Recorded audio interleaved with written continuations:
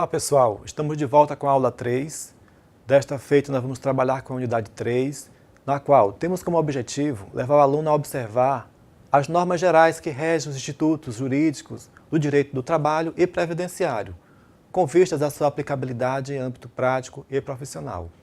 Então, o objetivo aqui é aprender os conceitos básicos de legislação previdenciária e as principais normas que estão ligadas à profissão de técnico em contabilidade.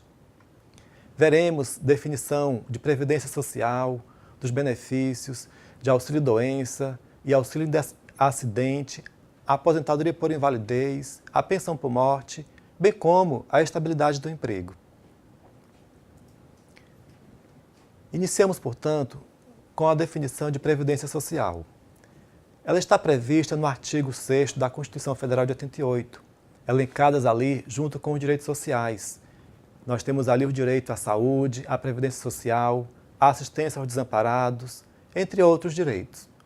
Assim, a Seguridade Social ela vai compreender um conjunto integrado de ações que visam assegurar os direitos como a saúde, a previdência e a assistência social. Elas devem ser promovidas e financiadas pelos poderes públicos e pela sociedade, de um modo geral, conforme reza o artigo 194 da Constituição Federal. Assim, a Seguridade Social ela está atrelada aos seguintes pilares: a saúde, a assistência social e a previdência social. Portanto, a previdência social consiste no sistema que permite ao trabalhador receber benefícios quando estiver impedido de trabalhar. Essa é, de forma sintética, o objetivo maior da previdência social. Vejamos então, de forma historicamente, o marco histórico da previdência. O marco inicial da previdência social no Brasil foi em 1923, a partir do Decreto Legislativo de 4.682, a conhecida Lei Eloy Chaves, LEC. Portanto, essa lei previa que cada empresa de estradas de ferro deveria criar e custear parcialmente a sua caixa de aposentadoria e de pensão, que é a CAP. Então, os trabalhadores daquela época, e os empregadores, já tiveram essa grande preocupação, que era prever um futuro mais equilibrado, um futuro com saúde, um futuro em que o trabalhador poderia ter as suas necessidades resolvidas com determinados benefícios. No Brasil, nós temos o Instituto Nacional de Seguridade Social, que é a entidade responsável pelo custeio da Seguridade, bem como pela concessão dos benefícios previdenciários.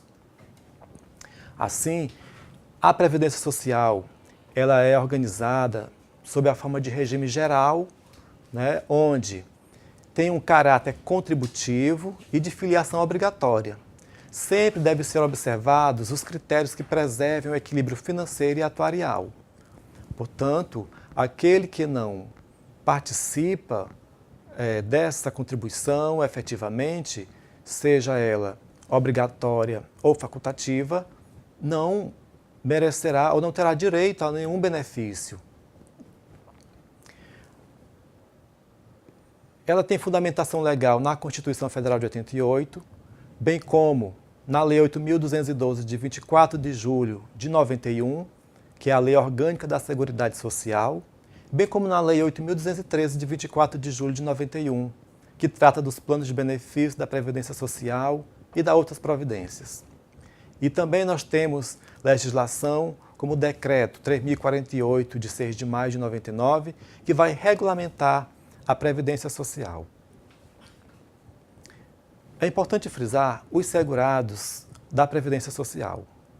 Estes segurados da Previdência Social são pessoas naturais que estão filiadas ao regime geral de Previdência Social. Assim, os beneficiários da Previdência são aqueles devidos apenas aos segurados obrigatórios ou facultativos. Ou seja, para ter direito, é preciso ter contribuído por pelo menos um tempo mínimo exigido legalmente, que é o período de carência.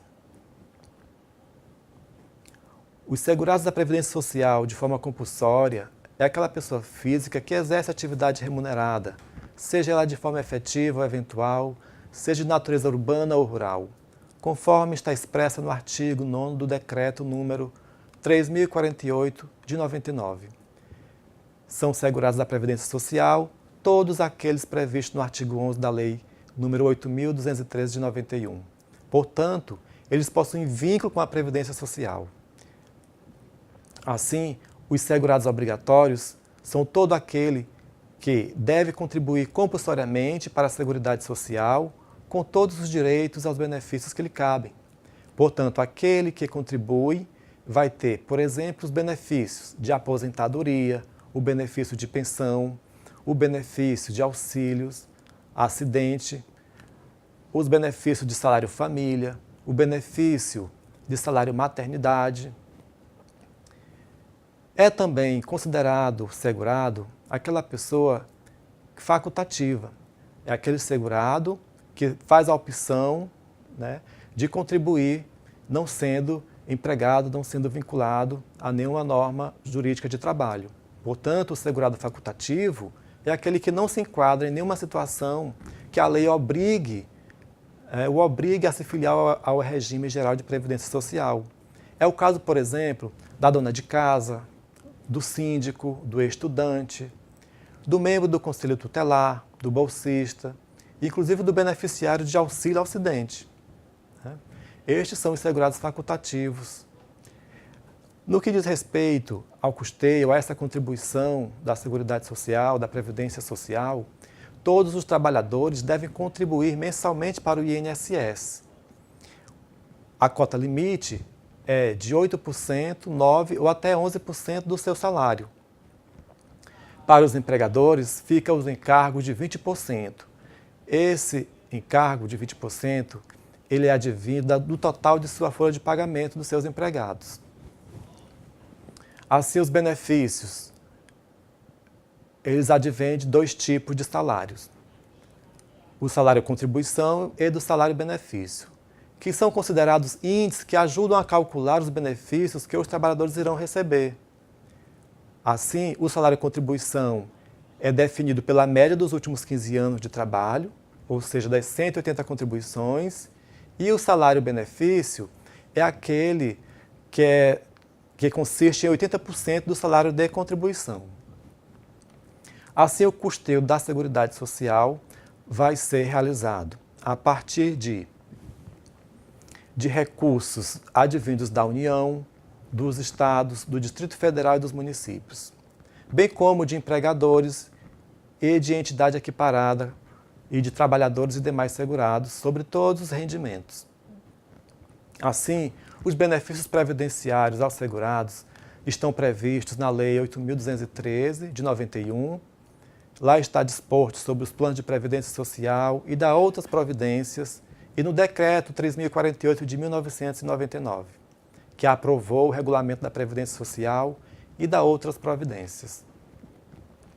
A exemplo de benefício, nós temos o auxílio-doença acidentário. Esse benefício ele será devido ao segurado que, havendo cumprido, quando for o caso, o período de carência é exigido nessa lei. Ele ficar incapacitado para o seu trabalho ou para a sua atividade habitual por mais de 15 dias consecutivos. Aí, então, esse assegurado, ele terá o direito ao auxílio-doença acidentário, que ele tem uma característica. Nos primeiros 15 dias de afastamento do trabalho, quem paga esse salário é o empregador. Após ou a partir do 16º dia, esse benefício fica a cargo da Previdência Social, sendo que esse benefício de auxílio-doença acidentário, ele corresponde a 91% do salário-benefício. No caso de aposentadoria por invalidez, temos que, uma vez cumprida, quando for o caso, a carência exigida, será devida ao segurado que, estando ou não em gozo de auxílio-doença, for considerado incapaz e insuscetível de reabilitação para o exercício de atividade que lhe garanta a subsistência, ser-lhe-á pago enquanto permanecer nesta condição. Já o caso do benefício da pensão por morte, temos a seguinte situação. A pensão por morte será devida ao conjunto dos dependentes, ou seja, ao cônjuge ou companheiro, a filhos menores ou a filhos incapazes e ainda a dependentes legais. A pensão por morte é esse benefício que vai ser direcionado para os dependentes, que tem uma certa classificação. Os dependentes de primeira classe, os de segunda classe e os de terceira classe. O de primeira classe compreende o cônjuge, que compreende a companheira, o companheiro e o filho não emancipado de qualquer condição menor de 21 anos ou inválido, conforme o inciso 1 do decreto número 3.048 de 99. Quem são os dependentes de segunda classe? São os pais, né? Ou a mãe ou o pai, conforme o inciso 2 do decreto 3.048 de 99.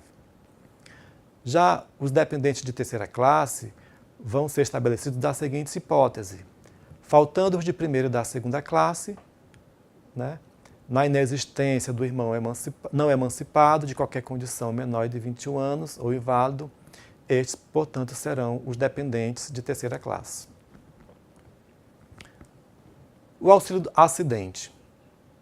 O auxílio acidente ele será concedido como indenização ao segurado quando, após consolidação das leis decorrentes de acidente de qualquer natureza, resultar sequelas que impliquem na redução da capacidade para o trabalho que habitualmente esse empregado exercia.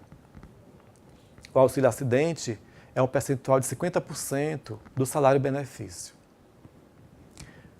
No que diz respeito à estabilidade do empregado, o empregado acidentado ele tem estabilidade provisória de 12 meses após o retorno ao trabalho e cessação do benefício de auxílio-doença acidentário, independentemente do recebimento de auxílio-acidente. Enfim, aqui nós terminamos a nossa parte sobre direitos previdenciários. Até mais!